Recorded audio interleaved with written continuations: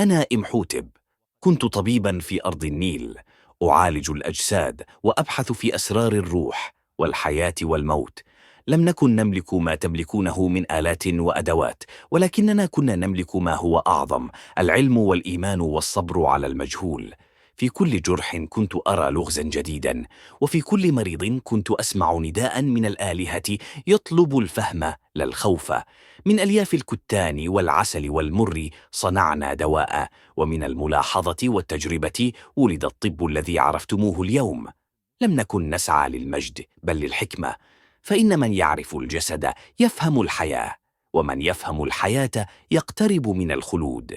لقد مضت آلاف السنين وتغيرت وجوه البشر، لكن العلم الذي بدأ من هنا ما زال ينبض في كل طبيب يحمل في قلبه رحمة الإنسان. تذكروا أن الحكمة لا تموت، بل تنتظر من يعيد إليها الحياة.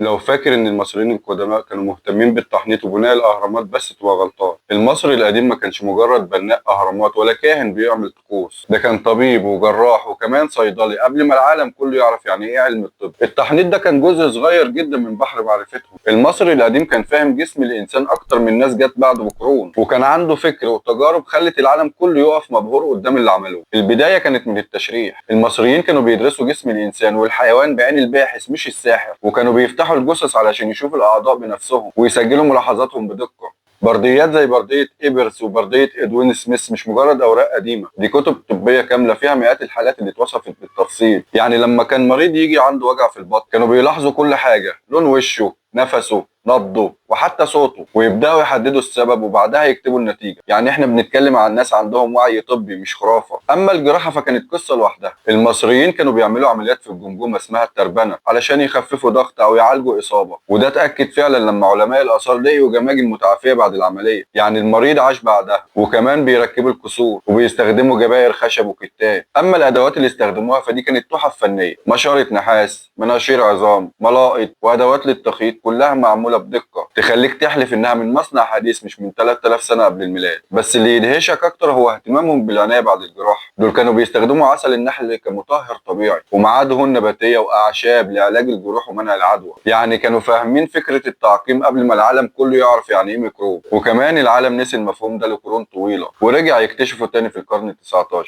بس المصريين كانوا بيطبقوه من الاف السنين. وبالنسبه للصيدله فالمصري القديم كان شايف ان الطبيعه كلها عياده مفتوحه، كل نبات، كل حجر، كل ماده لها فايده. استخدموا الحنه والثوم والبصل والعسل وزيت الخروع في علاج امراض مختلفه، وكان عندهم وعي بالجرعات وطريقه التحضير. يعني كانوا بيقيسوا وبيخلطوا بنسب دقيقه، حتى كانوا فاهمين ان في نباتات ممكن تضر لو استخدمت غلط، وده في حد ذاته فهم مبكر جدا لفكره تفاعل الادويه. وبعض الوصفات دي لسه بتدرس لحد النهارده، والعلم الحديث اثبت ان فعلا ليها فعاليه، زي استخدام العسل كمضاد للبكتيريا او المر كمطهر طبيعي. المر اللي هو صمغ طبيعي بيطلع من شجره اسمها شجره المر او شجره الكندر. الصمغ ده لونه بيبقى بني غامق وطعمه مر جدا، ومن هنا جه اسمه. يعني وصفة عمرها 3000 سنة ممكن تكون أصل دواء حديث في الصيدلية النهاردة.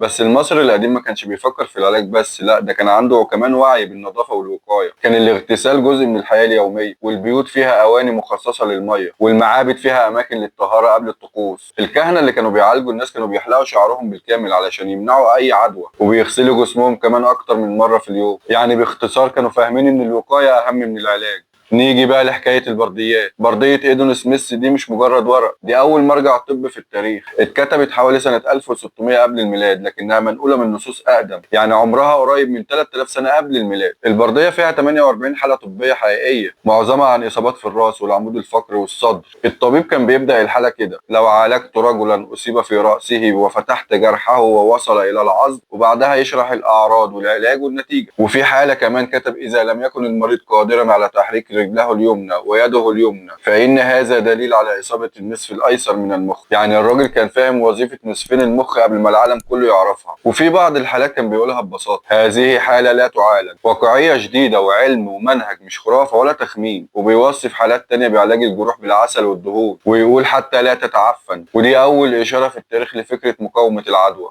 اما عن برديه ابرس فهي موسوعه طبيه ضخمه فيها اكتر من 870 وصفه علاجيه، فيها علاج لامراض القلب والكبد والمعده والجلد والاسنان وحتى اضطرابات الدوره الدمويه. تخيل انهم وصفوا مرض السكري وقالوا عليه مرض يجعل الانسان يتبول كثيرا ويخسر وزنه، وده بالظبط نفس اللي اكتشفه الطب الحديث بعد الاف السنين. وكان عندهم كمان وصفات لعلاج تساقط الشعر والتهابات الجلد وامراض الحمل والولاده. وفي اختبار بدائي كده للحمل كانوا بيستخدموه، كانت السيده تحط بولها على حبوب شعير وقمح، ولو نبتوا بسرعه تبقى حامل. وفعلا العلماء في العصر الحديث لقيوا ان الطريقه دي فعلا شغاله. وفي بعض المومياوات لقيوا اسنان متربطه باسلاك ذهب، يعني كانوا بيعملوا تركيبات للاسنان من زمان جدا. يعني حتى طب الاسنان كان له وجود في مصر القديمه. ومع كل ده كان عندهم نظام صحي متكامل، نظافه شخصيه، وقايه، تشخيص، علاج، متابعه. والكهنه الاطباء كانوا بيقسموا التخصصات، فيه اللي متخصص في المعده، وفيه اللي في العيون، واللي في الجراحة. يعني مستشفيات متخصصة قبل حتى ما الكلمة دي تخترع. وبعد كل ده لازم نقول ان العلم ده ما وقفش في مصر، المعرفة دي اتنقلت لليونان والرومان. اطباء زي هيبوقراط وجالينوس اتأثروا بالبرديات المصرية ونقلوا منها افكار وممارسات بقت اساس الطب الكلاسيكي اللي اتبنى عليه الطب الحديث بعد كده. بس برغم كل اللي عرفناه لسه في الغاز كتير ما عرفناهاش، وفي وصفات ما نعرفش مكوناتها بالكامل، وكمان في ادوات مش عارفين كانت بتستخدم في ايه. بس اللي اكيد ان فكرهم كان سابق عصرهم، وكانوا بيفكروا بمنهج علم قبل الكلمة دي ما تتقال. وفي النهاية المصري القديم علمنا إن الابتكار مش وليد العصر الحديث. اللي بنسميه الطب الحديث النهاردة هو في الحقيقة امتداد لعلم اتولد من أيام الفراعنة. وفي الآخر لو حد قالك إن الفراعنة كانوا بيحنطوا الموتى بس، قول له اتفرج على الفيديو ده.